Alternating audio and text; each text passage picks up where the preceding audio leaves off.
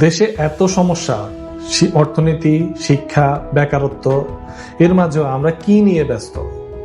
স্বাধীনতার ঘোষককে এই বিতর্ক? প্রশ্ন হচ্ছে, আজকের এই দিনে বাংলাদেশে এটাই কি সবচেয়ে জরুরি ইস্যু? আসসালামু আলাইকুম, আমি ডাক্তার মোহাম্মদ আতিকুর রহমান।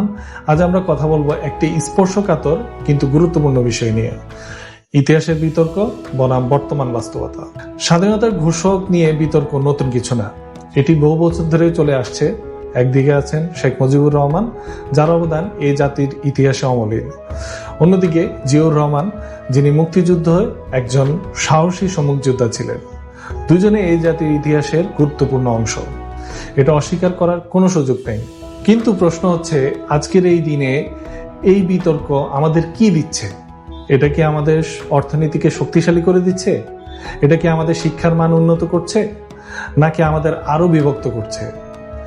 আজকের বাংলাদেশে শিক্ষার মান নিয়ে প্রশ্ন, বেকারত্ব, দুর্নীতি, অনৈতিকতা, চাঁদাবাজি, এই বিষয়গুলো কি আমাদের জন্য বেশি জরুরি না?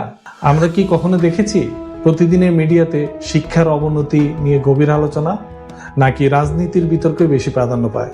একটা দেশের মিডিয়া খুবই শক্তিশালী। মিডিয়া চাইলে মানুষের দৃষ্টি অন্যদিকে ঘুরিয়ে দিতে পারে। আমরা কি নিয়ে ভাববো, কোন বিষয় নিয়ে উত্তেজিত হব, তার একটা বড় অংশ কিন্তু মিডিয়া নির্ধারণ করে। তাহলে প্রশ্ন, মিডিয়া কি আমাদের আসল সমস্যাগুলো তুলে ধরছে? মানুষ পরিচিত হয় তার কর্মে। ভালো কাজ করলে ইতিহাস আপনাকে মনে রাখবে, ভুল করলে সে ভুলও ইতিহাস মনে রাখবে।